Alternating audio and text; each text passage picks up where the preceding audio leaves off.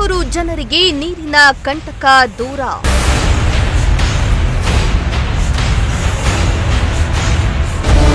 ಮುಗಡನಹಳ್ಳಿ ಕೆರೆಗೆ ಹರಿಯಲಿದೆ ಹೇಮಾವತಿ ನೀರು.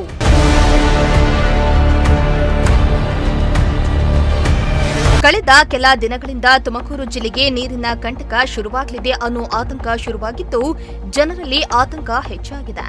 ಇದೀಗ ತುಮಕೂರು ಜನರ ಸಂಕಷ್ಟ ದೂರವಾಗುವ ಕಾಲ ಹತ್ತಿರ ಬಂದಿದೆ. ಹೌದು, ತುಮಕೂರು ಜಿಲ್ಲೆಗೆ ನೀರು ಪೂರೈಸುವ ಬುಗಡನಹಳ್ಳಿ ಕೆರೆಯಲ್ಲಿ ನೀರು ಸಂಗ್ರಹ ಸಾಮರ್ಥ್ಯ ಕಡಿಮೆಯಾಗಿತ್ತು. ಇದೀಗ ಬುಗಡನಹಳ್ಳಿ ಕೆರೆಗೆ ಹೇಮಾವತಿ ನೀರು ಹರಿಯಲು ಕ್ಷಣಗಣನೆ ಶುರುವಾಗಿದೆ. ಇದರಿಂದ ತುಮಕೂರಿಗಿದ್ದ ನೀರಿನ ಕಂಟಕ ದೂರವಾಗಲಿದೆ.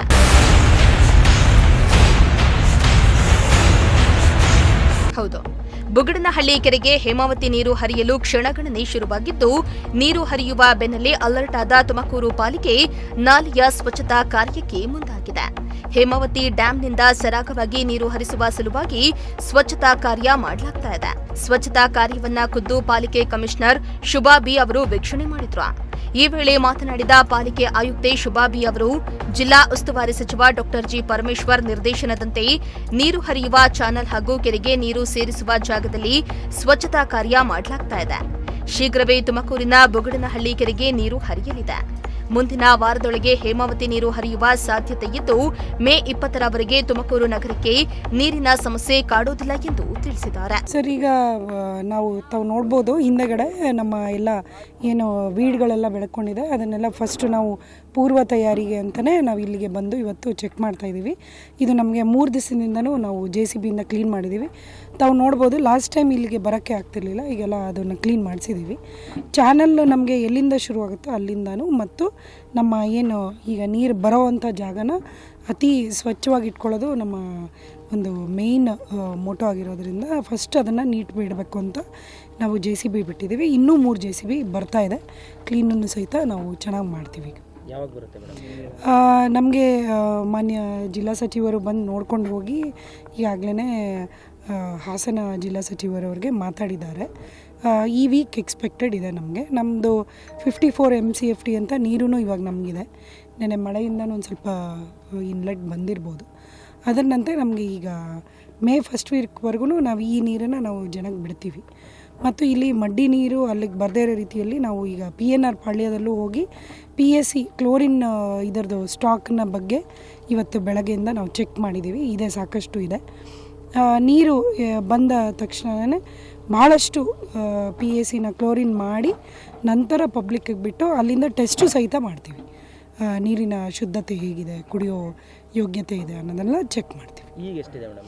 54 MCFT ಇದೆ. ಇದು ಡೈಲಿ ನಮಗೆ 1.8 MCFT ಬೇಕು ನಮ್ಮ ನಗರಕ್ಕೆ.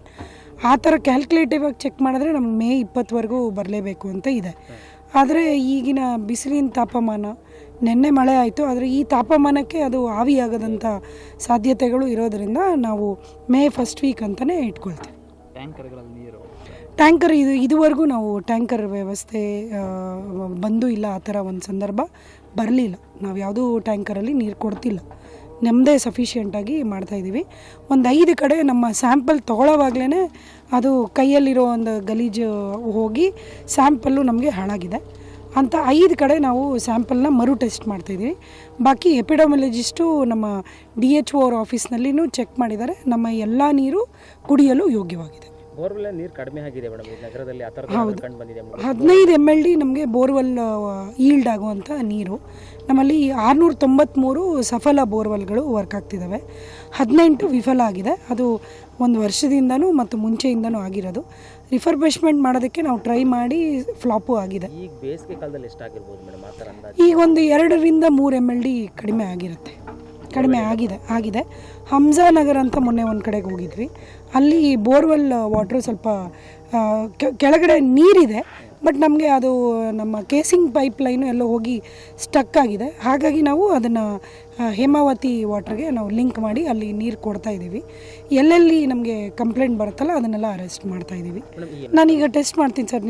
ತಾವು ಹೇಳಿರೋ ಪ್ರಕಾರ ಹೆಬ್ಬಾಕನ ಹಿನ್ನೀರು ಅಂದರೆ ಅಂತರಸ್ನಳ್ಳಿ ಇದರಿಂದ ಬರುವಂಥ ನೀರು ನಾವಿವಾಗ ಅದೇ ಸೋರ್ಸಲ್ಲಿ ಒಂದು 2-3 ಟೆಸ್ಟನ್ನು ಮಾಡಿ ಹೇಗೆ ಪರಿಹಾರ ಮಾಡೋದು ಅಂತ ಕೂಡಲೇ ಕಂಡುಹಿಡ್ಕೊಂಡು ಅದು ಝೋನಲ್ ಕಮಿಷನರ್ಸ್ ಕೊಡೋದು. ಆ್ಯಕ್ಚುಲಿ ನನಗೆ IMA ಅವರು ಒಂದು ಕಂಪ್ಲೇಂಟ್ ಮಾಡಿದರು.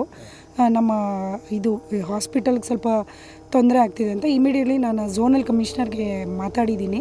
ಅವ್ರು ಏನು ಆ್ಯಕ್ಷನ್ ತೊಗೊಂಡಿದ್ದಾರೆ ಅಂತ ನಾನು ಸ್ವಲ್ಪ ಟೈಮಲ್ಲೇ ಹೇಳ್ತೀನಿ. ಆ್ಯಕ್ಚುಲಿ BH ರೋಡಲ್ಲಿ ನಿರ್ಬಂಧ ಇದೆ. ಬಟ್ ಎಲ್ಲ ಕ್ರಮ ಆಗುತ್ತೆ ಮೇಡಮ್ ಮತ್ತೆ ಅದೇ ಝೋನಲ್ ಕಮಿಷನರ್ ಅವರೇ ಈಗ ಅದು ಬ್ಯಾನರ್ ವಿಚಾರದಲ್ಲಿ ಪದತ್ತ ಅಧಿಕಾರ ಹೊಂದಿರೋದ್ರಿಂದ ಅವರಿಂದ ನೋಟಿಸ್ ಕೊಡೋದು ಅದೇನು ಮಾಡ್ತೀವಿ.